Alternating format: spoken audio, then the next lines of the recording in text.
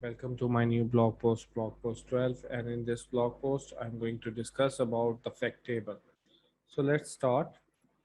So when we talk about the fact table, what does that mean? It means like a fact table is basically a table full of facts. So naturally, the question that comes into our mind is what is the fact?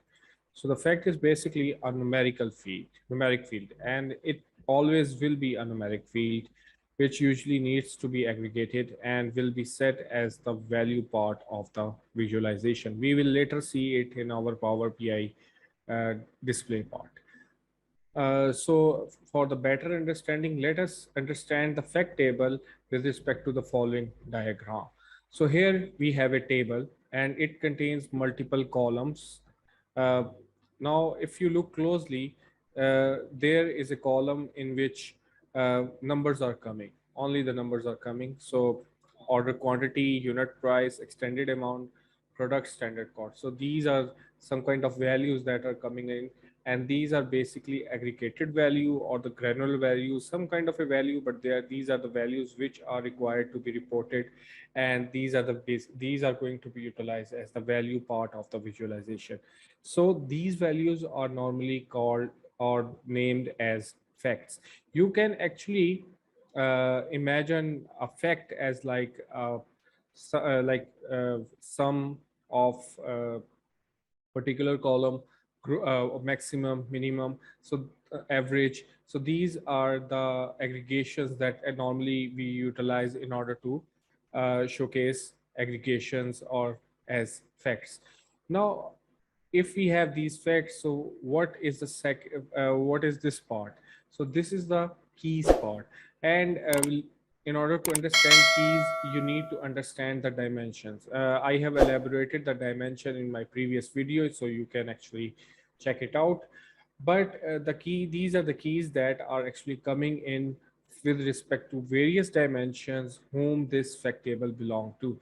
So there will be many associations, one-to-many relations of this fact table with other dimensions. So right here, uh, we have like reseller key, customer key, product key, order date key, due date key, and ship date key, and the sales territory key. So more the keys we will have, more granular data we shall have for the aggregation, and more power for slicing and dicing will be available, right? So this comes to the concept of the grain in the fact table. So what is actually the concept of the grain? Let's understand that with respect to the following table. So I have a table in which there are three dimension keys coming in, and then there are five measures or the five aggregated values. So right now I can say like I can actually visualize the data with respect to product key, order date key, and the customer key, or with respect to any combination that is available with respect to these three keys. So 3 factorial means 9 combinations. I can visualize this data with respect to the 9 keys. So I must say that the product key, order date key, and the customer key is basically the grain of this fact table. And through these grains, I can actually slice and dice the data of the aggregated values. So it's directly proportional to the number of columns that I will have more as dimension keys present in this fact table. So I have introduced two more columns over here, like promotion key and the sales territory key. So it means that right now I have like 5 dimension keys, right? And through that, I can actually visualize the order quantity, unit price, product standard cost, and so on and so forth, sales tax amount, and I further move on to that. But right now, with respect to these 5 keys, I can actually visualize this data in 120 different ways. So the grain of this fact table is basically I will say like product key, order date key, customer key, promotion key, and the sales strategy key. So in summarized format, to more fields you have as a grain in your fact table means the more dimensions you are connected to, and it means that you are more power for you have more power for slicing and dicing. On the other hand, more fields also mean that more rows will be coming into your fact table, and the fact table will be increased, and you will need more memory to store the data. Uh, but visualization and the analytics will be stronger then.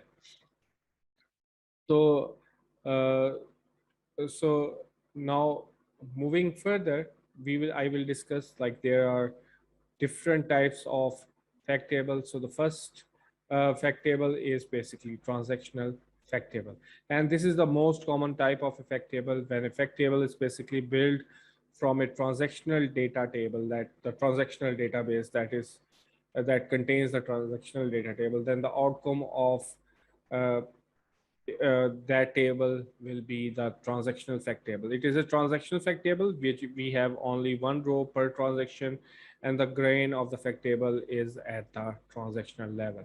So you may say, like, right now we have like uh, product key here. We have order date key, consumer key, promotion key, sales trajectory, and order quantity as our transactional database table. So it's basically, it contains only one transaction per row, which is actually same as in the transactional database. Now, to move further, we have like periodic snapshot fact tables.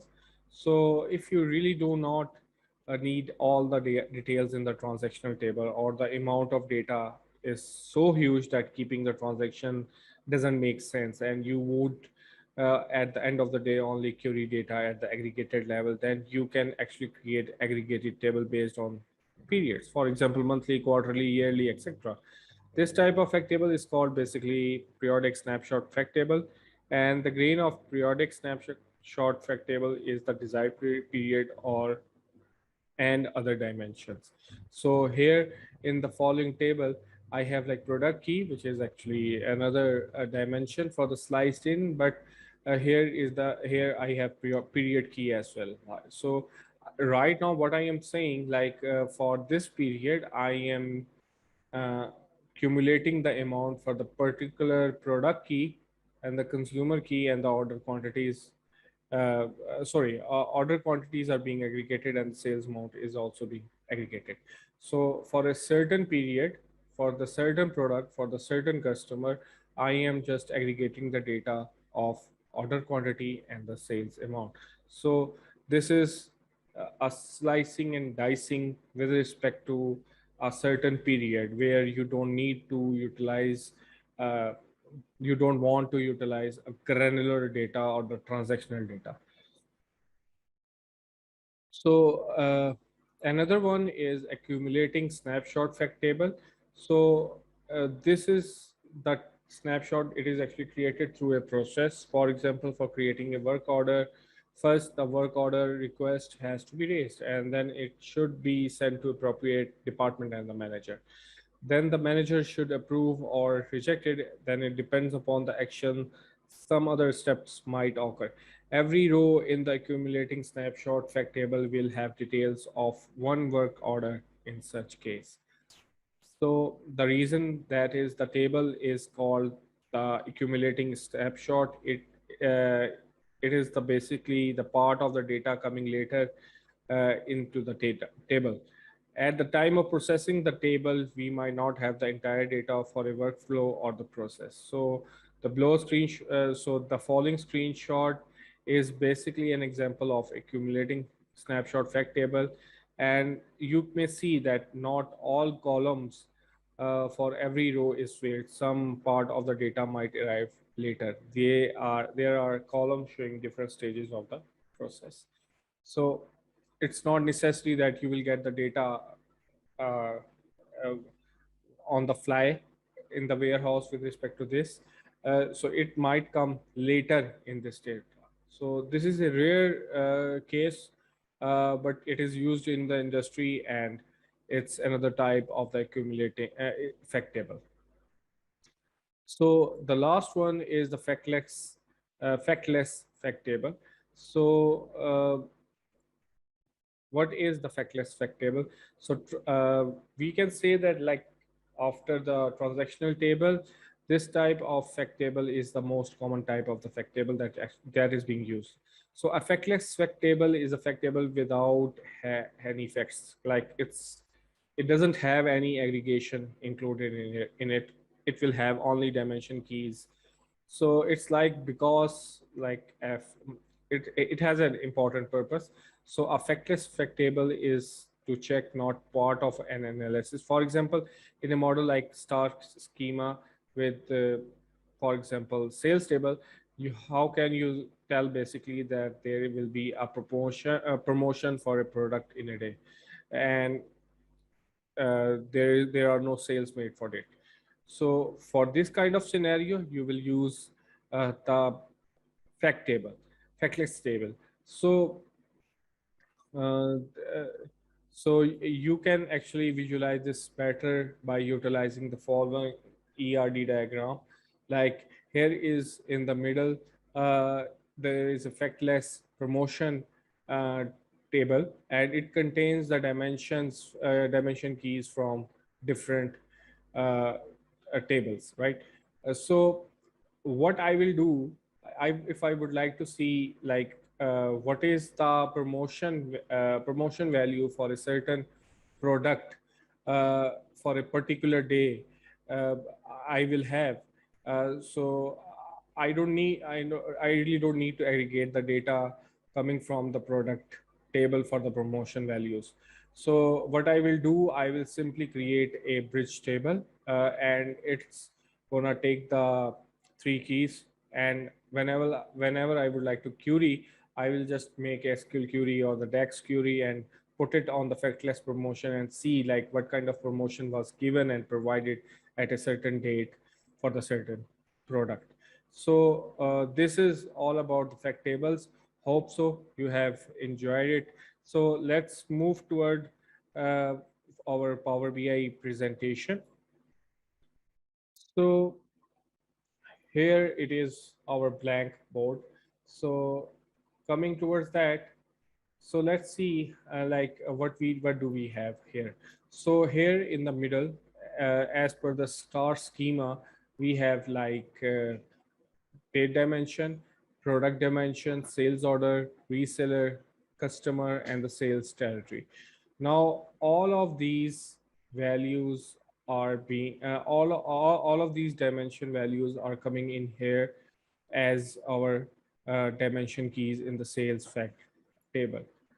So, so all of these values will be coming over here, right? So it means that I can slice and dice the data of the sales with respect to these dimensions, like sales order, product, reseller, customer, date, and sales territory. I can easily do that. I can actually create visuals that I would like to have. For example, let's see the data of the sales.